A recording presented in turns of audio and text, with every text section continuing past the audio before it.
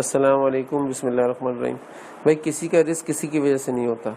Husband کا جو رزق ہے وہ ہسبینڈ کا رزق اللہ تعالیٰ کی ذات نے طے کیا ہوا ہے، وہ ملے گا اس کو، اور اس کی جو وائف کا رزق ہے وہ اس کے لیے اللہ تعالیٰ کی ذات نے رزق طے کیا ہوا ہے، اس کو اپنا رزق ملے گا، ہسبینڈ کو اپنا رزق ملے گا۔ ہاں یہ کہ بعض خواتین برکتی ہوتی ہیں، ان کے ساتھ برکت آتی ہے، جب وہ کسی گھر میں چلی جاتی ہیں تو اللہ تعالیٰ ان کے ساتھ برکات کو بھی اس گھر کے اندر داخل فرما دیتے ہیں۔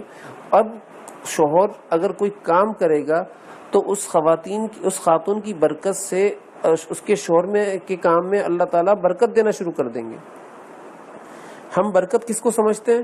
ہماری برکت تو یہ ہے کہ بس کوئی خاتون آئی اور اگر دنیا ہمارے پاس آ رہی ہے تو ہم اس کو برکت سمجھتے ہیں، اور کوئی خاتون آئی دنیا چلی جائے اور دین آ رہا ہو تو اس کو ہم برکت ہی نہیں سمجھتے۔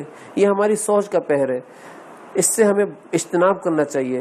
اگر کسی خاتون کے آنے کے بعد اس کے شوہر کے اندر دینداری آ جاتی ہے، وہ دیندار بن جاتا ہے، وہ اللہ سے تعلق کو جوڑنے والا بن جاتا ہے، وہ اللہ کا ولی بن جاتا ہے، اور مال کے اعتبار سے وہ صفر ہی رہتا ہے، تو یہ برکت نہیں ہے؟ یہ سب سے بڑی برکت ہے کہ اس کی آخرت بن گئی۔ ہماری سوچ یہی ہے کہ جب دنیا آئے گی تو ہم برکت سمجھتے ہیں۔ او بھائی اس کو برکت نہیں سمجھو، بلکہ اس کو تو عذاب سمجھے بندہ، کہ اب میں اللہ کی گرفت میں اور مزید پھنستا جا رہا ہوں، مجھ پر اور حساب کا عذاب ہوگا۔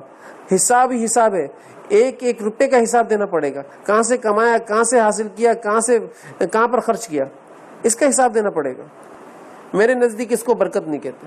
برکت تو یہ ہوتی ہے خاتون کی کہ اگر کوئی عورت آئے اور کسی کے گھر میں آئے تو سارے گھر والے دیندار بن جائیں، شوہر دینداری پر آ جائے، شوہر نماز کا پابند نہیں تھا نماز کا پابند بن جائے، شوہر نے داڑھی نہیں رکھی ہوئی تھی داڑھی رکھ لے، شوہر شلوار قمیض کے اندر آ جائے، ایک شرعی لباس کے اندر آ جائے، شوہر پیارے رسول صلی اللہ علیہ وسلم کے عشق میں مبتلا ہو جائے، اس خاتون کی برکت سے سارا ہو جائے، تو یہ کہا جائے گا بھئی خاتون بڑی برکتی ہیں۔